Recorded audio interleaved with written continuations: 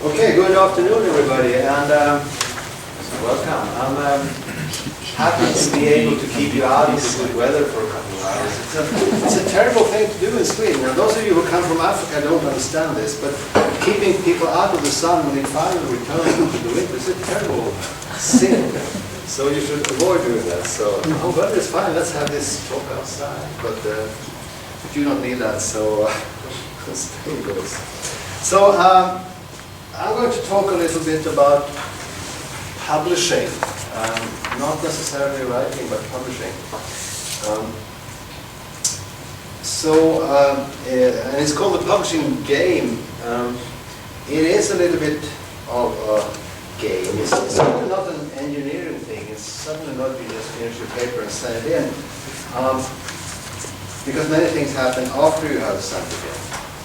And because of that, there's a lot of things you need to know before you send it in, so you at least avoid some of these things.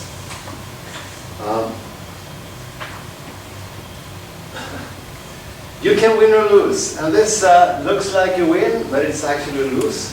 I sent this paper to a journal. We found this journal. We were in a hurry. It was a PhD student, and she wanted to finish her PhD, so we thought, let's take a not so highly renowned journal. We sent it to this one.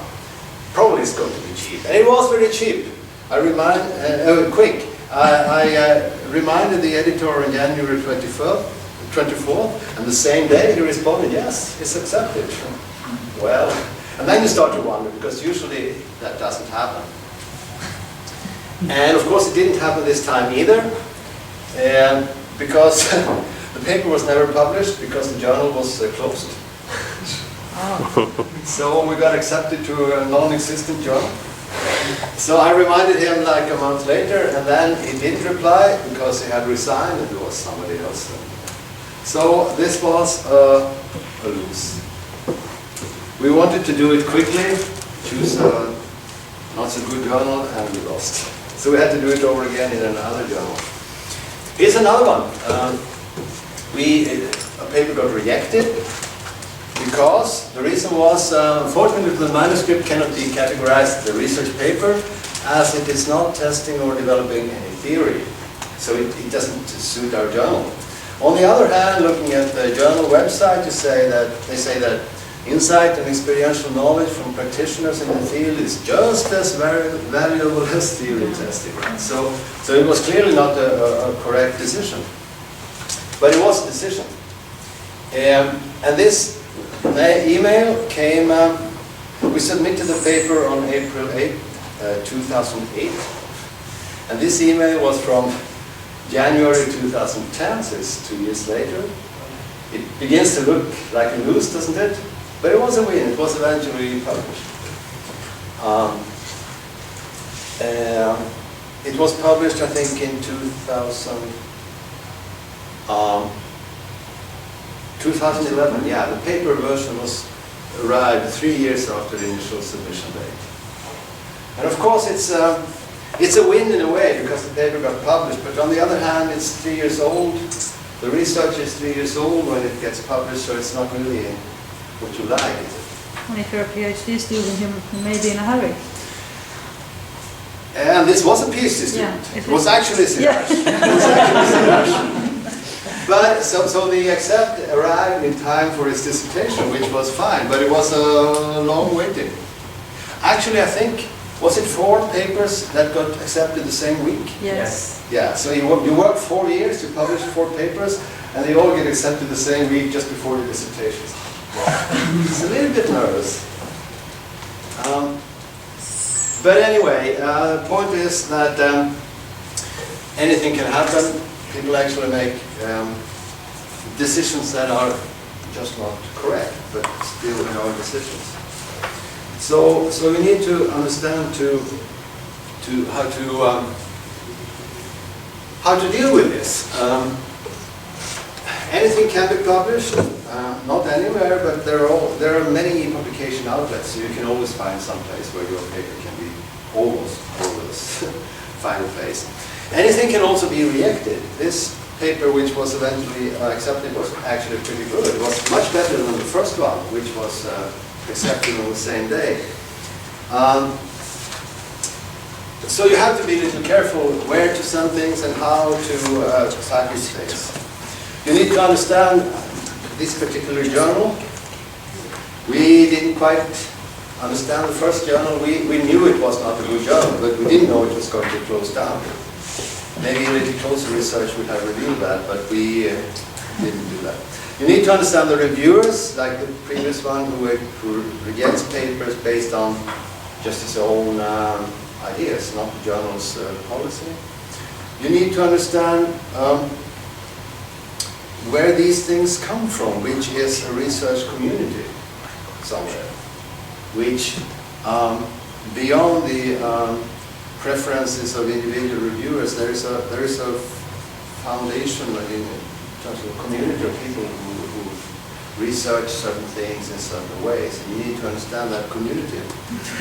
And of course, you need to understand your project yourself, how your work fits into this community and these people who are in this community. So, we have a number of factors here: understanding journals, understanding reviewers, understanding community, understanding yourself and your project. And now we only have to figure out the relation between these factors in order to achieve successful publishing. And this is the very famous Grönlund successful publishing theory, sorting out these relations among the factors.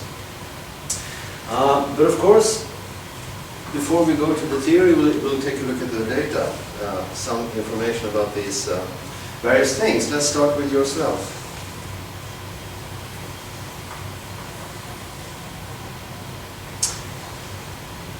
Your research must be published at the right time, at the right place, in the right community, and you must tell them what your contribution is.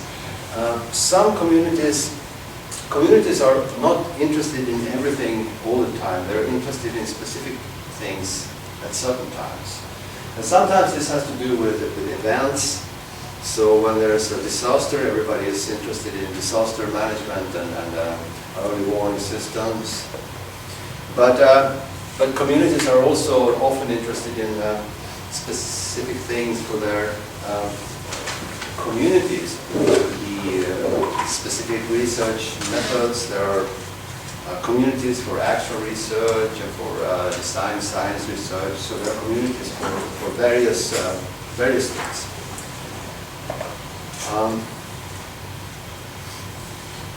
So this is what you had to understand. Is this the right time for this paper? Is it the right place? The time, you can probably not do much about that. What do you do? Wait 10 years, it's a better time now. But the right place, you can do something about that. And you can find the community. So these are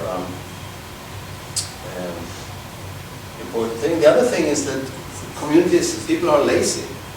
And there's also, one of the things about this publication game is that you as a researcher are depending on your publication. You need a track record, so you need to have your publication list. But so do journals. They also need a publication list or references. They want a number of citations. So when you state you found this community, how do you state your contribution? By citing some other people from this community and telling them how well your work fits in with their work. Why is that good? Because they got a citation. So they like you. They will like you because you cite my work. That's fine. Good.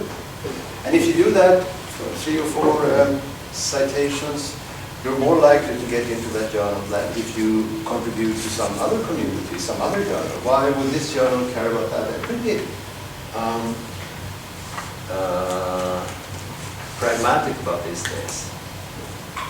Contribution is not this esoteric knowledge. It's very specifically how you contribute to my journal. So that's easy to do. Just find a few papers in that journal.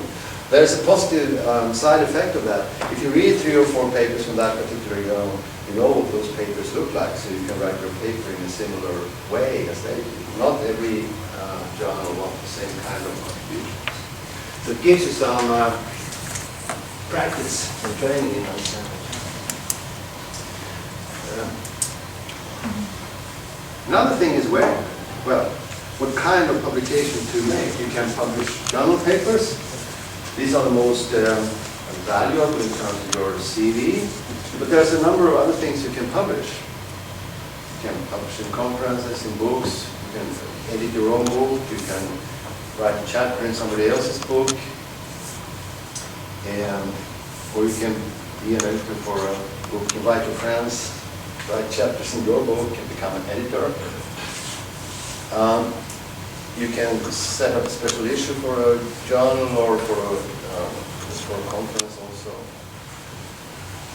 Or you could write for those special issues. Now these various outlets have different pros and cons. This has the highest status, of course. Some conferences also have high status. Books take a long time to write. And the value of them is so and so.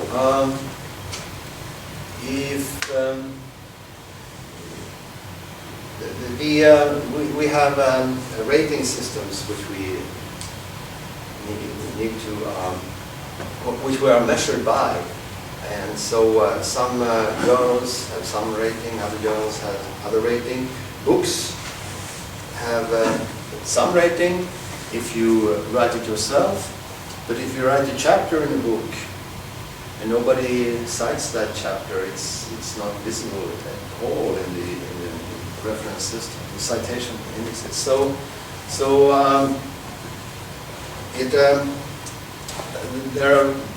The publication value is different, but publication is not everything.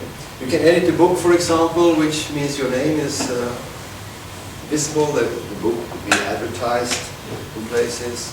So maybe you don't get your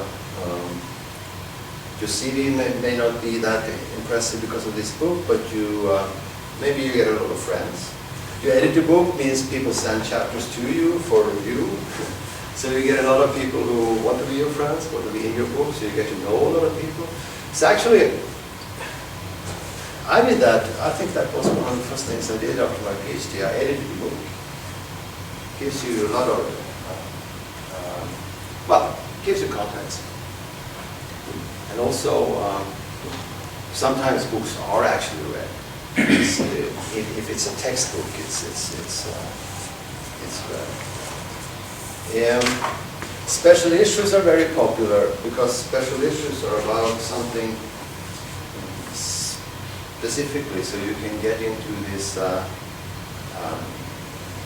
relatively well-ranked journal by joining up with some more famous friends. So they do the special issue, you manage to sneak in a paper in their special issue, they do all the difficult negotiations with the journal, and you have to convince them your paper is good. But that's a common way of getting a publication in a journal. Also, special issues are quite common. So if you look to many journals, it's difficult to get in an ordinary paper because they have so many special issues. So there are not so many open issues, which means it's good to look for special issues in your domain.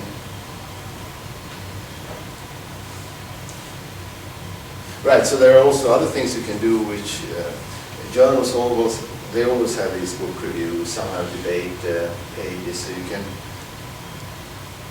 if you feel you want your people to know about you, this is something you can write, just to say something clever and people might remember your name. Of course, if you say something stupid, they will definitely remember your name. so maybe it's a little bit difficult also. Right?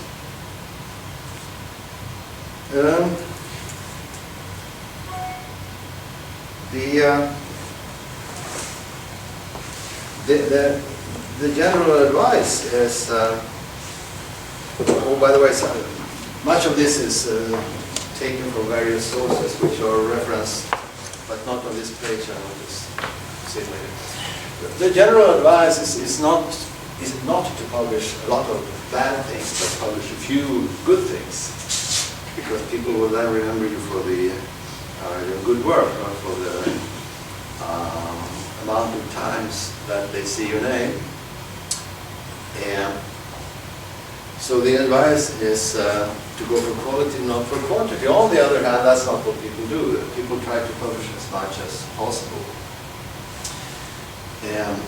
And hope, I guess, that nobody reads what they publish, so they just get the CD and the work is more or less good. Which is not so, it's not such a bad guess actually, because the average paper is not cited many times. Of course, more people may have read it than those who cited it. But if citation is zero, then readership may not be, very vast. So it seems to be pretty safe to publish a lot of bad research.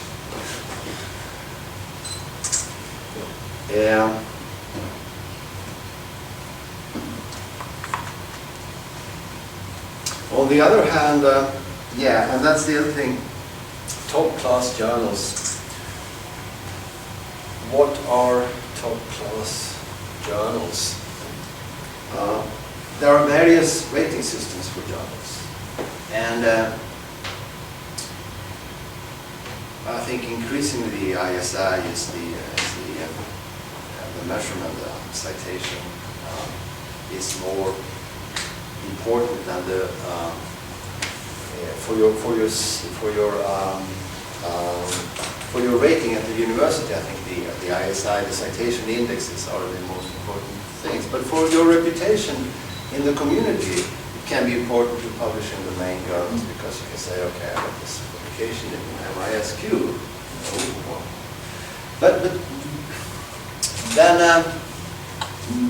very few people get publications in the really top journals, because, well, for many reasons, but one reason is that if there's so many researchers, so if everybody would have one publication in MIS Quarterly, it would have to be MIS Daily or something, because it's just not room for so many papers. So, of course, it's a good idea to try to go for the top journals, but it's usually more effective to go for the top but not so top journals, the good ones, which are respectable but many enough to make it reasonably easy to get your paper published.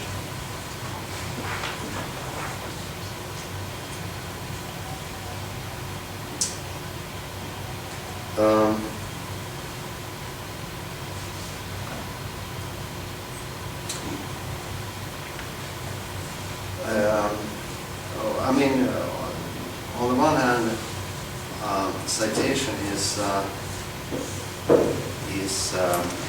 more important than the name of the journal, but on the other hand, people tend to cite top journals more than they cite other journals, of course. So if you get a paper into these more relatively top journals, you're more likely to get cited than if you go into these other journals.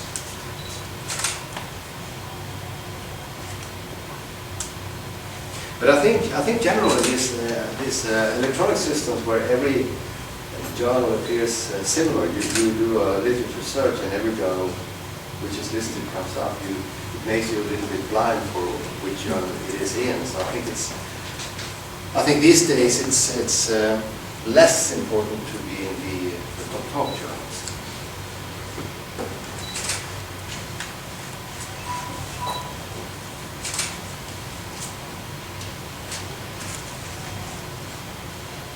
So this, here's the citation. Patterson, bad career moves is a list of all these things you shouldn't do.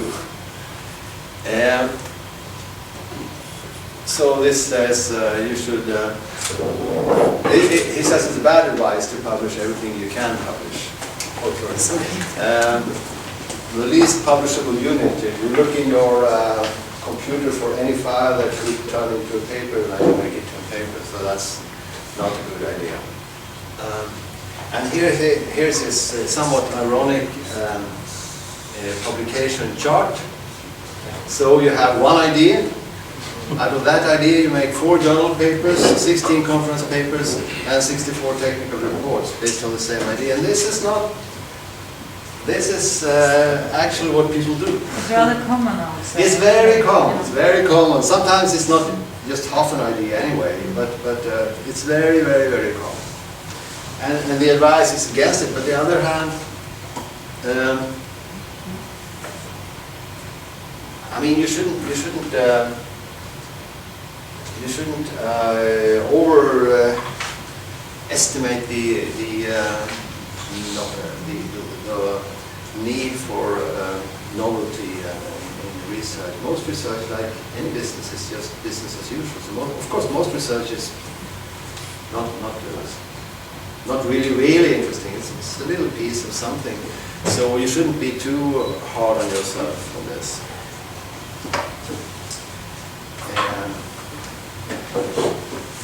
I have a colleague. I have a colleague who, when we were PhD students, he was very much into quality, and he was only to publish in MISQ, Management Information Quality. And now, 20 years later, he has like 3 publications in MISQ, and I have like 100. No one in MISQ. I don't know. You know, there's very different ways to do it. If it makes him happy, I'm fine with that. But maybe there's some middle way. You shouldn't be too scared of publishing something which is not Einsteinian. Okay, how would you mean changing a name to my name? Andersson. Yeah, because you end up How is first. that bad career move? You end up first in every literature list. So when you come to the references, this person is sure to make. But my name starts with a G, so you're in the middle of everything. Nobody notices unless they, for some reason, look for it. I noticed some person who did this. It's not me. No, that's a colleague of ours. He had this Swedish name starting with an O, you know, the ring. So he dropped the ring, and all of a sudden he's the first. First and last, yeah. But actually, this name thing it's actually an advice from the library. If you marry, don't change your name, because then you will end up in different databases. So if you marry, keep your original name. Yeah, keep that as a family name. And if you take your husband's or your wife's name, keep it in the middle, so you don't. So you appear as one person in the databases. I'm married before we start doing this. And actually, this can be difficult because there are national rules for names. But of course, nobody cares what you write on your papers. So make sure, even if you cannot do that legally, you should do it on your papers because.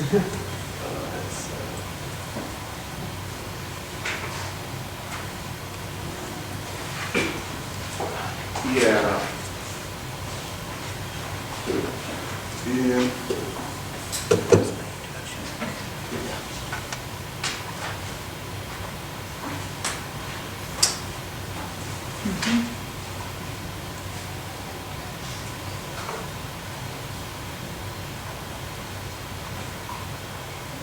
So here's, I'm not sure this is a contradictory advice or not, but it's true, of course, that very few people read papers.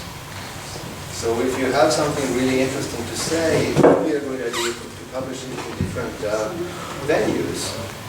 Scientific journals are read by researchers. And there are other journals. There are journals for practitioners, for example. So why not publish in one of those journals so other people than researchers can see what you've done? There are conferences to which practitioners go where you can publish some of your work to get the opportunity to talk to these people. So scientific publishing in terms of the top journals is maybe good for your CV, but not for making the world know what it's doing.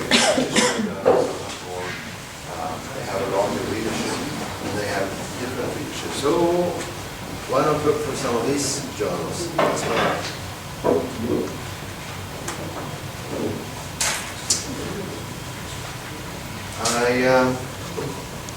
Actually, when it comes to practitioners, they actually don't read a lot. They talk a lot and they listen. So the best way to talk to practitioners is actually to go to conferences where they go and you listen to them. But they won't bother to read your book. Somebody else can do that.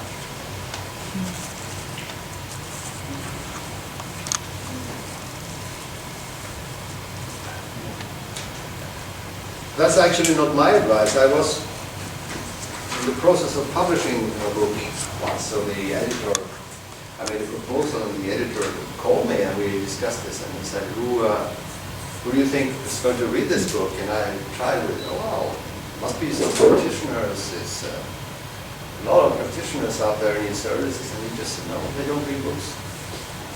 Focus on somebody else. So I think going to conferences and finding the right conferences to go to is very useful to just learn. So, and here's some advice about how to write, perhaps rather than, well, it's also selection. If you can't tell people in 2 minutes what the paper is about, then you can't publish it. A friend of ours calls this elevator talk. You get into the elevator, you go to the 5th floor, and there's somebody beside you. They say, oh, what's your research about? And you have, what is that, 45 seconds to tell them. If you can't do that, you can't really write the paper. There's another very practical reason for this. How do people read papers? And the answer is they don't. They read. I mean, very few people read papers. What they do is they look in databases, they read the abstract perhaps. That's what they do.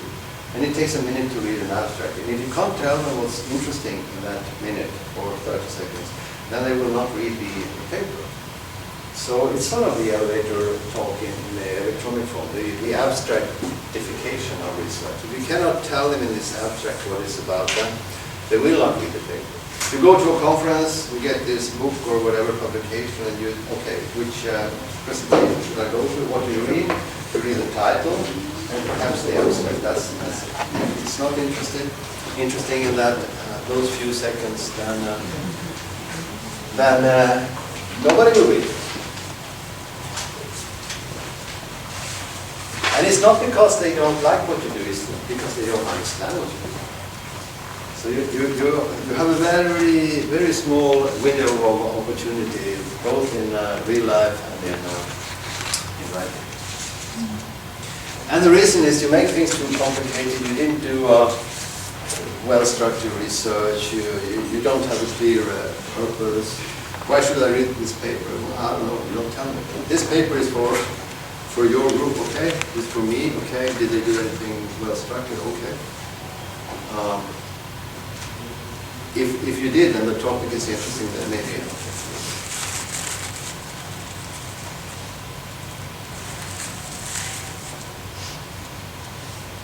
I mean, you know how many papers there are? That's millions of papers.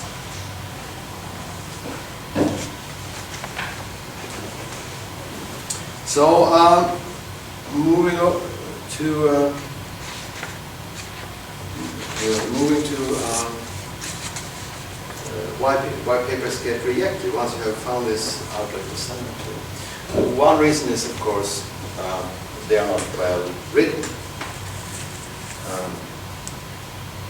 But another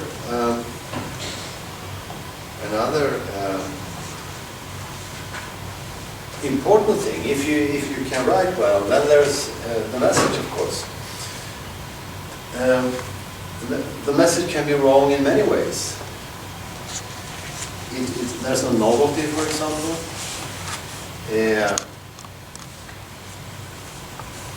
or the message is hidden behind other things which are already well known. You talked a little about your novel, Tim. It is novel, but it's not interesting for me. Nobody is interested right now. This was a debate that we had 10 years ago, or haven't had yet. You can be too early also by entering into a debate, but I guess that most often people are too late. They read this interesting paper and responded to that. The only problem is it was 15 years ago and they didn't quite notice, because the 15-year-old papers also exist in the transport. So, or there are too many papers on this already.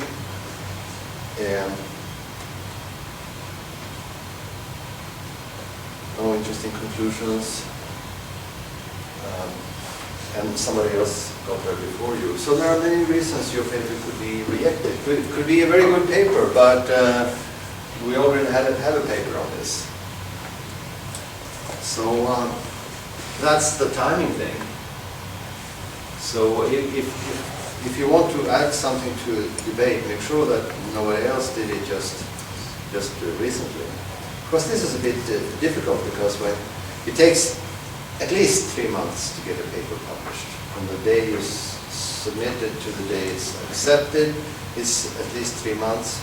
And then there may be another 2 or so before publication. Now, and of course, you don't know what happens in that time frame. So maybe somebody submitted a paper just the day before you. Maybe their reviewers were quicker, so they reviewed that paper in 1 month, and your paper took 3 months. So sorry about that, but coming second. So many things can happen which you are not in control. Here is something that people often do, in particular PhD students, because when you're a PhD student, you want to you're required to find out some gap in research. Here's something nobody has done. I'm going to do it. I'm going to fill this gap. And of course, I'm the leading expert. This is the area. Nobody else but me knows everything about this. That's fine, talking to your supervisor, but don't try to tell the world, because you are not the only one. There are people who do similar things around. Some people indeed do invent new fields, but it's not the easiest way to start your research career. It's much easier to hook up on somebody else's field.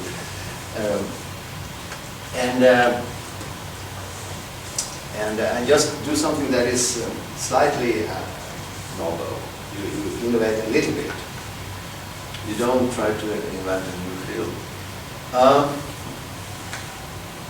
And of course, working with other people is very important for many reasons.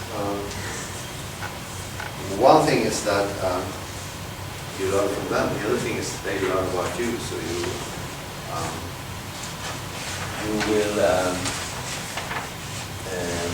you will know how to write papers for the journal, because you know how they think. When you send in a paper, they will recognize you, even though it's anonymous. They will say, "Oh, this is probably this guy." Sounds like.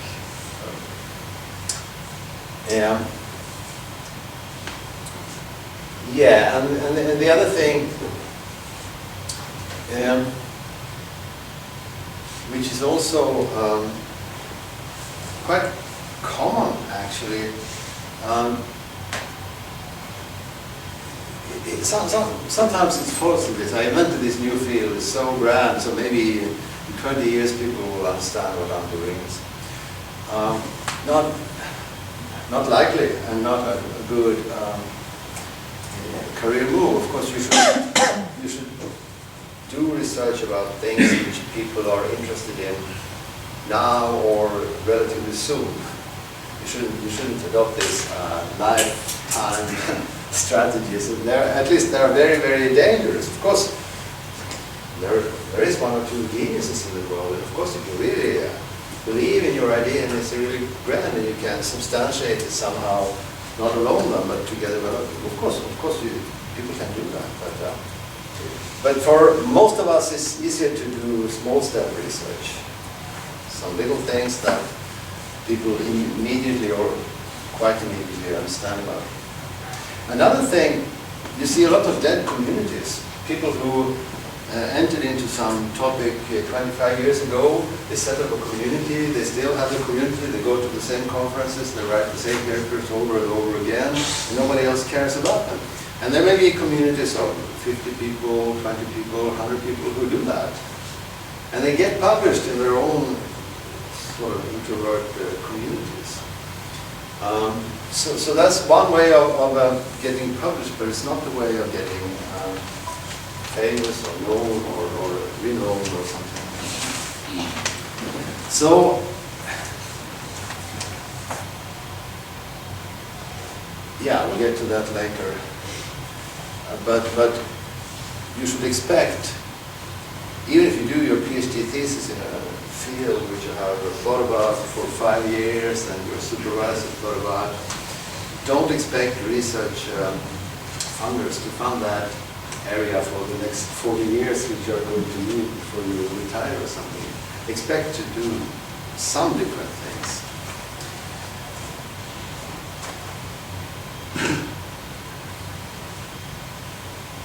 In particular, if you're in social science and natural sciences, I think there are more of these topics which you can sustain for 20 years, changing neutrons and understanding Big Bang.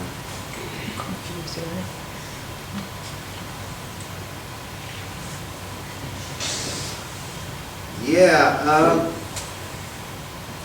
one of the most important things about publishing is to write in a simple way. So, preferably not necessarily your mother, but even though you write for other researchers, you should use common language as far as possible. Don't make things overly complicated. And this is of course not a compliment, but at some stage in your development, when you learn all these technical terms, you get into research, you know about these beautiful terms, and you understand them, so you want to share them with the world. But the world is really interested in your results, not in these technical things. They may or may not understand. Some people will understand it, but anything that makes reading easier is better. People don't spend a lot of time reading paper. The quicker the better. So if I struggle to get through the first page of the paper, I'm not likely to go on because there are probably other papers out there that are better written. I prefer to read these. So simplify. Present your research as simple as possible. Excuse me. Do not What do you mean by your enemies? Who are my enemies? No, well, if you make things, there is this story, I think it's true actually, it was a machine-written paper. It was written by a software programmer, somehow composed the paper, was accepted for, I'm not sure it was a journal or a conference or some conference perhaps. It was accepted, and then the author came forward and disclosed that it was a fake paper. And of course, the reviewers who had accepted this paper, they were of course ashamed because they hadn't understood the paper. So for some reason they accepted it without understanding it, and that's not the way to. So he was successful. He managed to have a machine write some complicated papers nobody could understand. But of course, this is not the way it should be. But sometimes it is. You do it for this purpose. You want to write something. You have these various research groups, and sometimes they are at odds because they have different philosophies, different research. I want to sort of outcome this group. So, and you do that in research by making things. We use this method and they use that method, and ours is much better. And now we're going to explain it to you in a way that you will never be able to understand. So we can keep up the facade, and we know much better. Sometimes, we know what's better. sometimes I think you can feel like the reviewers or the journal you're submitting a paper to is also your enemy. You know, when you get reject or major revision and you feel like so, you know. Yeah, it's easy to see enemies along the road. No, I don't.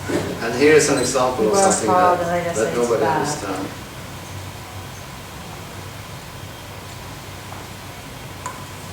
Yeah. So these are more career advice. This is the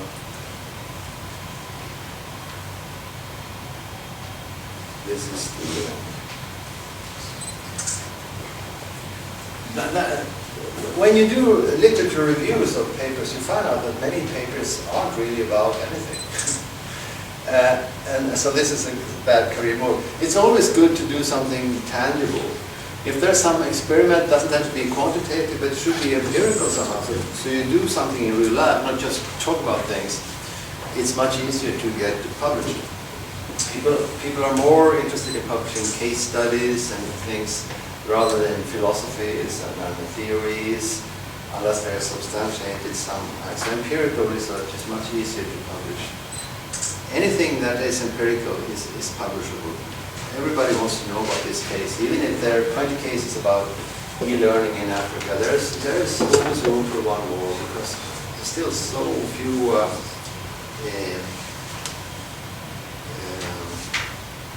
certain facts. Things are changing, technologies are changing, people are different. So anything empirical is the way to go. Actually, that's the easy thing.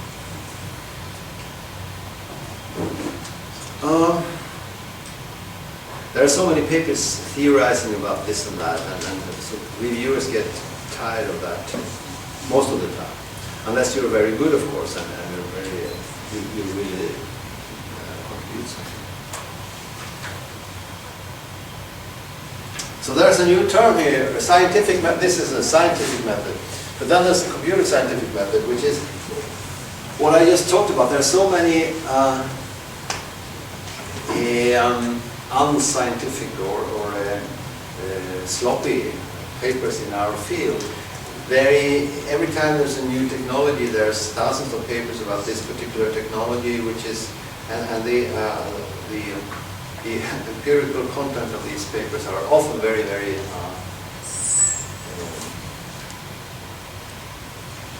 vague. If you go to medicine, for example, before you release a new drug, you don't do one experiment, you do a lot of experiments and test things over and over again, and you try to fail the first experiment. Okay, so he did that and succeeded, he did that and succeeded, I'm going to make it fail. You want to make it fail, because if you cannot make it fail, then it's safe. So you actually try to fail and you see the thing. But in a computer scientific method, you do one experiment and then you created this new method out of this one experiment, and then you publish it. And you publish it as if it was something. If you look at the number of confirming evidence in informatics, you know, somebody doing the same thing as he did to make sure he was right or to prove him wrong. That's very, very, very. And it's really because in our field, people are more interested in new things than proving old things. So he came up with this great method. You did one experiment, and nobody cares to check whether it's good results or bad results. And that's not the criterion of good science. We should be more interested in confirming results or proving them wrong. But informatics is very much about new things. It is very much about this. Is that the reason why there are so many technology acceptance models? I was just thinking about that. That's a very important point, actually. Someone should test Sirajul's root-time model, but no one will. They will make their own version of some other. I'm not saying it needs testing, but instead of building on previous knowledge, you create something new all the time. There will be another called something else. And if you look for models, there you find so many. There's a popular version of this. There's this engineer, this mechanical engineer, and this computer engineer. They ride in a car, and the car starts making funny noises. And so the mechanical engineer, who is trained in this, he starts to listen to the sounds, and maybe it comes from there, and could probably be perhaps something with a clutch. So, but the computer engineer says, why don't we just stop the engine, get out of the car, close the doors, and then we get in and start over again. And so that's sort of the spirit of the field. Just start over again. Maybe it works this time. How does it work? I don't know. But start it over. So it's yeah. Let me see.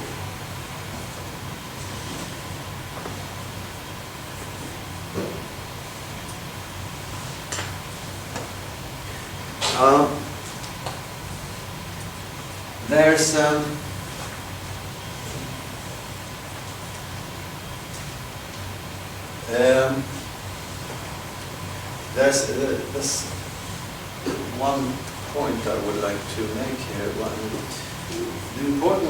Perhaps the most important thing that people often forget about is reading about other people's research. They're so busy with doing their own research, so they don't really read a lot of papers. And I promise you that if you do, your own papers will be much better, because then you will get into the what people do, how they do it, how they write about it. So reading pays off actually. You should read some new paper every day. Not just necessarily those which are about your thesis, but also a little bit in between. Go to the best journals and browse through them and read something every day. It will pay off naturally.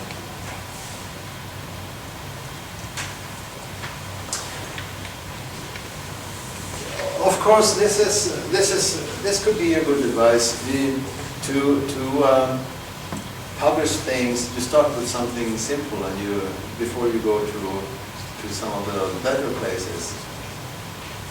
And so it's a good idea to find internal seminars. I guess you have them where you are. Hopefully you do. But there are a lot of workshops around the world who don't publish research. They only have workshops and talk about things. So you can write a paper that for the discussion. It's not published anywhere. But usually these are the best places to be, because you get to know other people to do the same things as you. Some of them will be experienced, and you get to know. You get to talk to them. If you go to publish in a journal, nobody talks to you. Maybe they read your paper, or maybe not, but they don't talk to you. You need to talk to people, and this is the place to go. If you find the good workshops where people are who you want to, well, you should look for people who you think are good researchers, and you see what workshops do they go to, or their PhD students, where do they go? So, that's how you get into a community. So you go there not once, but if you like the place, keep on going for a number of years. So because in those workshops, more or less the same people will go every year. If it's a good community, there will be an inflow of people also, but there will be a core group of people who will stay there for, 10 years, 20 years perhaps. And there's a lot of such workshops. IPID has many, for example, but also other organizers. Just make sure they are sort of alive. So it's not. You can look at the age of the people. If everybody's 60, go somewhere else. But if there's a mix of people from PhD students to professors, then it's a good place to be. Well, it could be a good place to be if it's PhD students from other professors than those who are at the workshop. Then it's a good place to be. But if it's the same 10 professors and there are 20 PhD students, this could be a dead community. Look at their publications to see where they publish, other than in this workshop. So, understanding the field and the community. Now you understand yourself, the reviewers.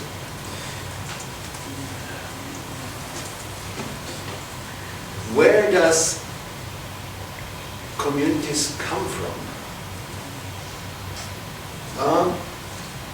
Well, at the university there are disciplines, psychology, informatics, whatever, but then there are research fields, you know, things that happen in the world that needs to be studied, and those will attract people from various disciplines.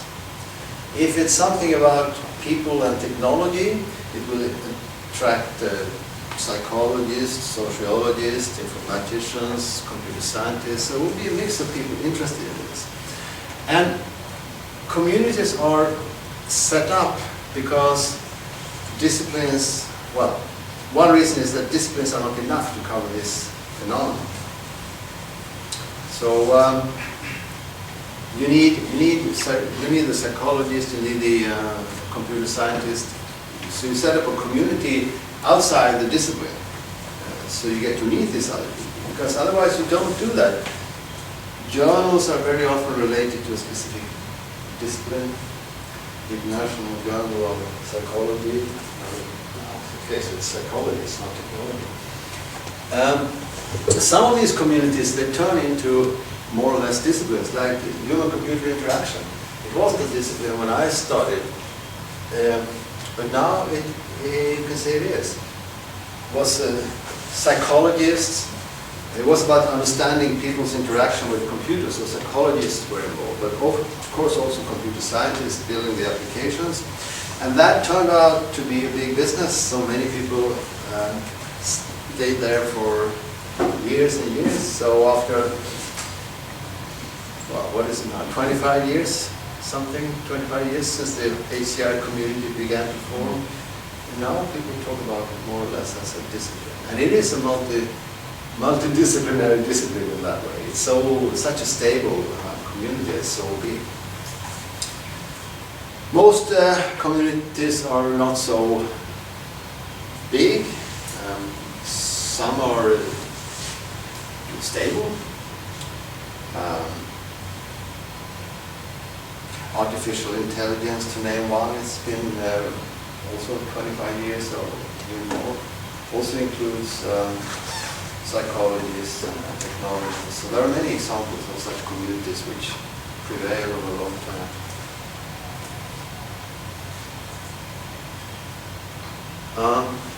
One of the things about these, let me see.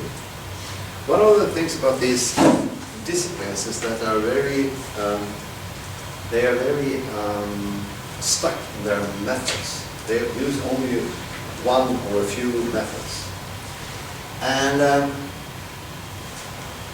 as you saw on the previous slide, the computer scientific method is not the same as the psychologist scientific method, like different methods. So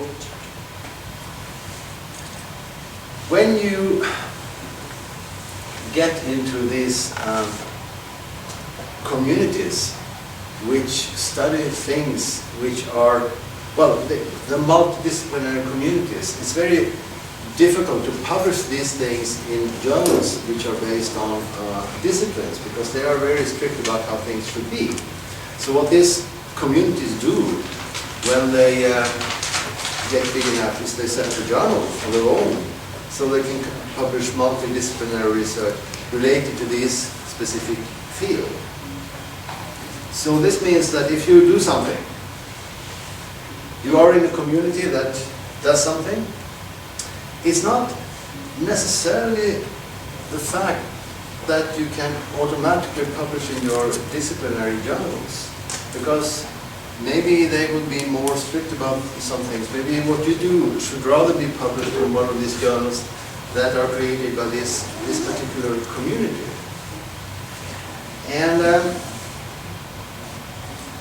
And this is quite difficult for informatics actually, because the core of informatics may not be that much of our core. We have a few what we call top journals, the AIS top journals, which are pretty much about the core of informatics, I would say. But this is not where most research is. Most research is about something. They are about some business, e-health, so it's something about health, e-government or something else. They're not about informatics. So we end up publishing in a lot of journals which are not core to our discipline, but rather to applied fields. Like, for example, we do research on learning and e-governance. We publish in e-government journals. Now we look to e-learning journals, which are not really informatics journals. They are something else. And so, so when you review research, the colleague just did a review of e-government research, and he found that very little e-government research, although there are many informatics researchers who do it, very little of that research is found in the informatics journals. It's found in other journals, government information quarterly, things like that. And this is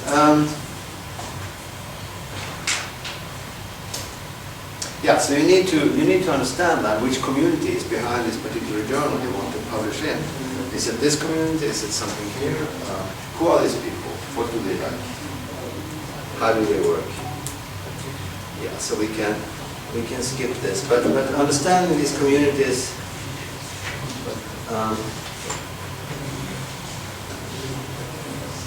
Understanding these communities is extremely important, and understanding is very practical.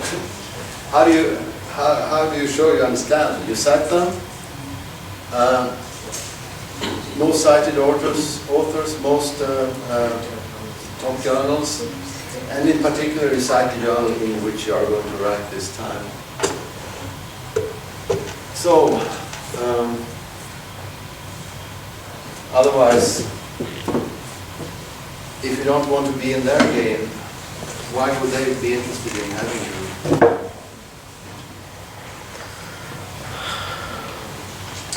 And getting into a community can be a little bit difficult. You can of course read the journals, but you can be more practical than that. You can try to get into some of these journals as a reviewer. When you review, maybe you get the chance to read other reviews. It's very easy to get into. Journals can be difficult to you can't just send them an email and say, I want to be a reviewer for your journal. But many conferences are very easy to get into. So select your favorite conference, which I've checked. Then, of course, it's an interesting conference, and you ask to be an associate editor for that conference. And very often they will accept you because they look for reviewers, and they think that if you're a reviewer, you may also submit a paper. So one thing you can do is, the first year you submit a paper, you get it accepted, and next year you ask to be an associate editor. If you publish once at the conference, they are likely to accept you because they want to have a lot of reviewers. And then when you review for conferences, you can usually see all the other reviewers' reviews. And so you can see what they write about and what they think about and how they rate this paper. So you learn how reviewers look at papers.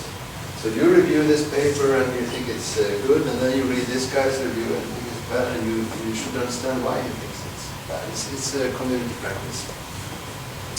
And workshops, working conferences, that's a good place to go. You can also, if you can afford it, you can go to these conference workshops without publishing, just listen and see what the conference is about.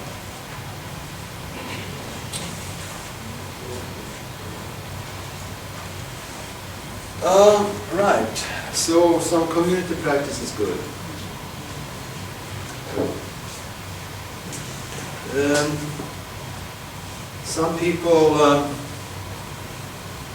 Some people send papers without the hope of getting it accepted. You get it reviewed, and then you get some comments. I guess this is good advice to some extent, but of course, if you send a lot of papers to the same journal, maybe you should be careful. They will recognize your name after a while. And if you want to do this, maybe you shouldn't send it to your first paper to the top journal. Maybe some journal where you have a reasonable chance to do it. Or to conferences are good, of course, because they are happy to have contributions. So even if your paper is not as great, you could try to send it someplace and see what happens.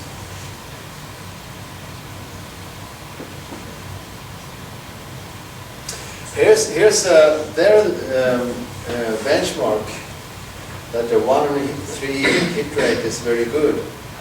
I'm not sure it's so good for established academics. I mean, I think you would expect to be published more than once in 3, but of course it depends on your ambitions. If your ambitions are very, very high and you go to very, very difficult places with that, that's what will happen.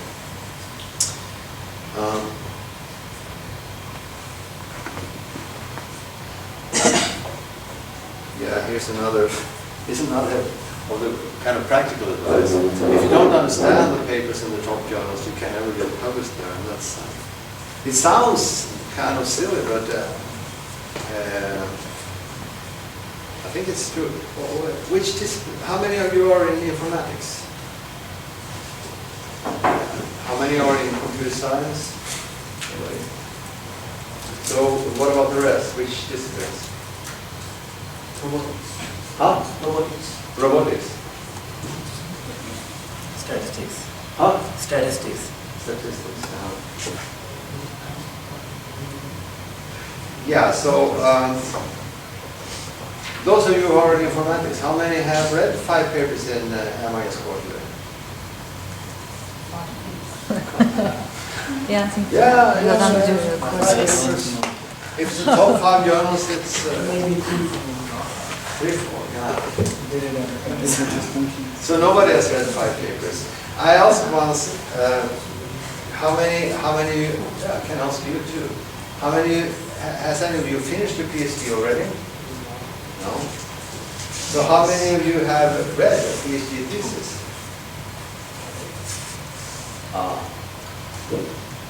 2.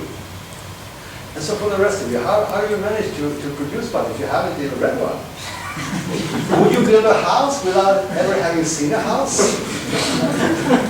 Invention. Read a thesis.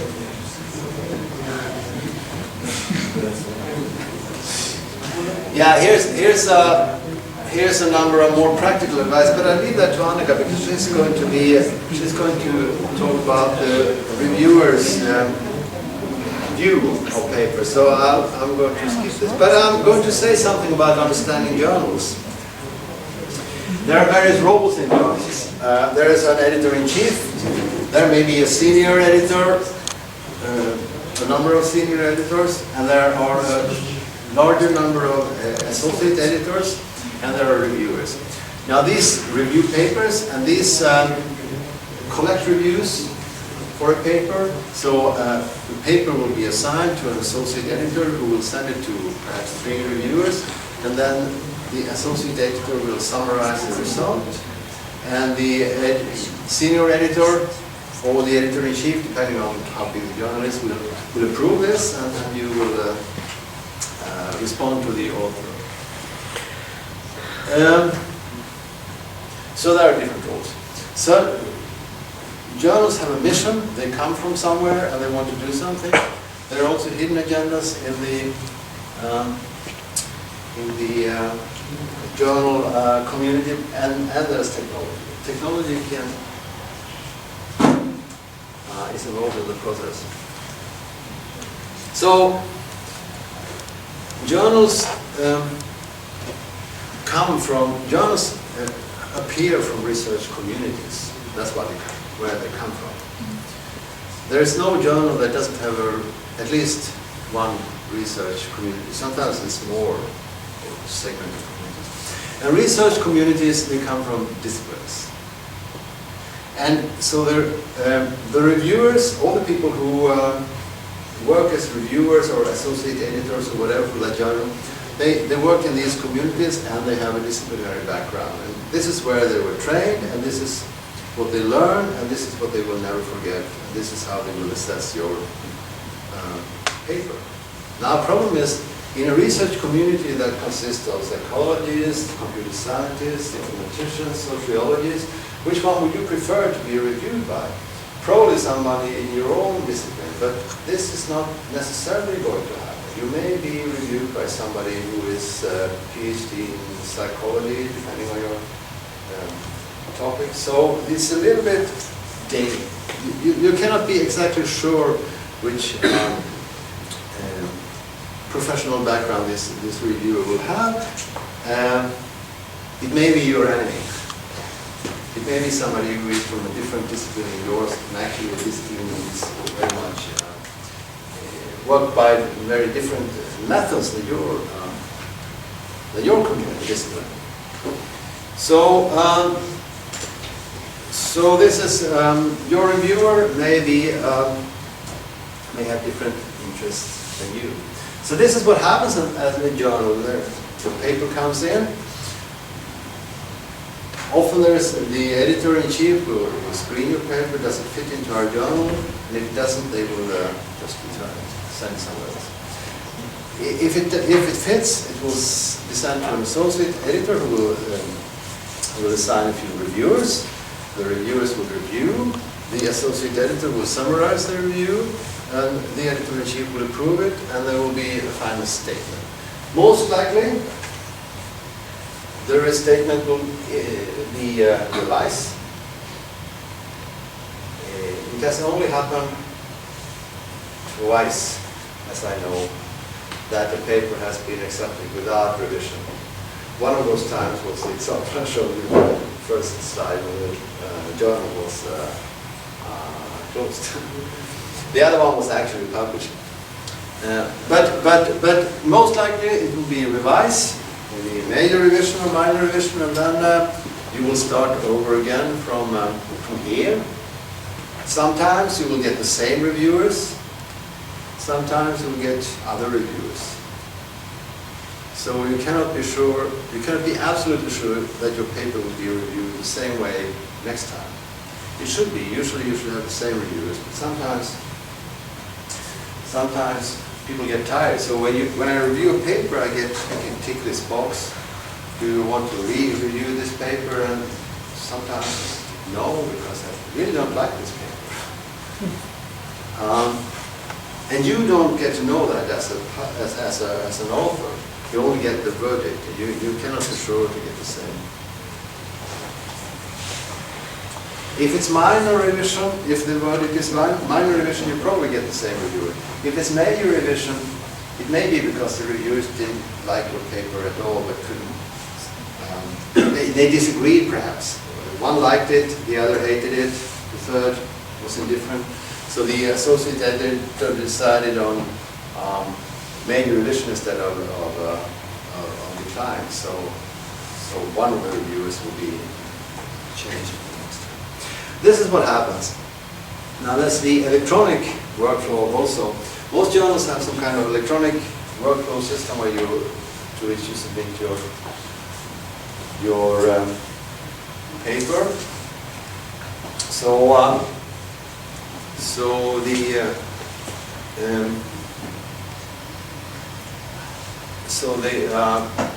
And things can happen in this system also. I mean, the idea is, of course, that you submit your paper here, and then these people get it's a workflow system, so they get access to it in the sequence I described on the previous slide.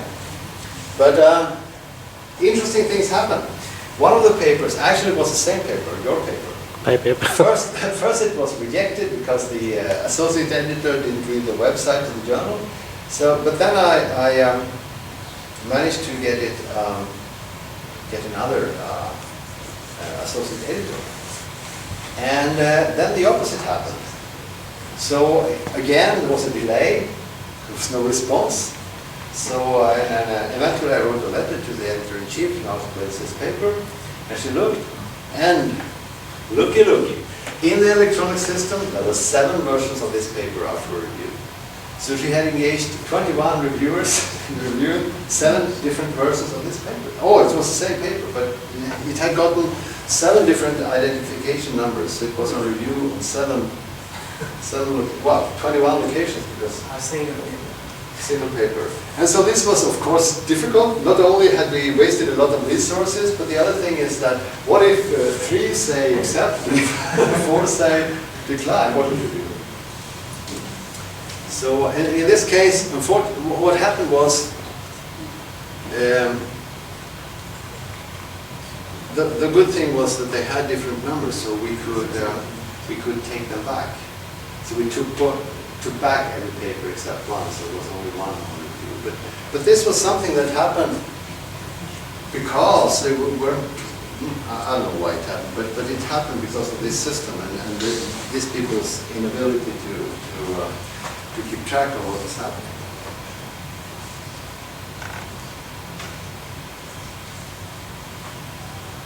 Right, understanding reviewers. I don't know, maybe you should talk about this. You're going to talk about reviewers. Yeah, I'm going to talk about this and that. But if you are reviewers, how do you think about who review your paper? About Who review your paper if you're going to write a paper? if I am a reviewer. Yeah. You are a reviewer and you are going also to write a paper.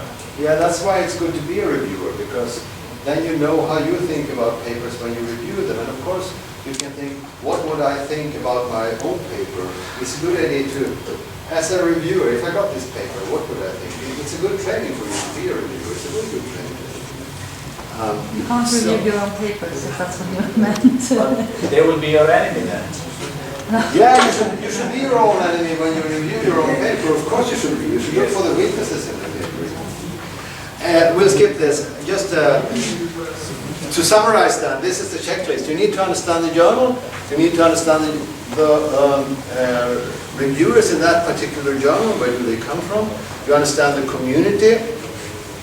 And of course you need to understand your own your own project's contribution to that community. So if you do that, if you can clearly answer yes to these questions, then you're in a good position to get your paper published. And actually,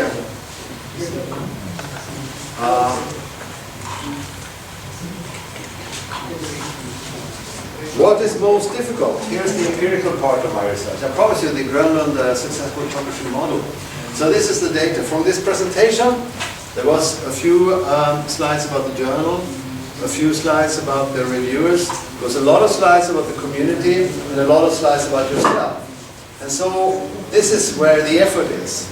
Understanding community and understanding yourself. So becoming part of a community, I mean really part, not just going to a conference, but getting into the community, getting to know people, reviewing for their conferences, that's where the work is. Once you've done that, this is fairly easy. But until you have done that, you can really never do this. Unless you're a machine, of course. You can, it's very, very difficult unless you know. So we have finally the final model, how these factors relate. You understand yourself. That's where it starts. You understand the community. And once you have done that, you can understand journals and reviewers. Successful publishing. That's the Grönlund model. And that's it.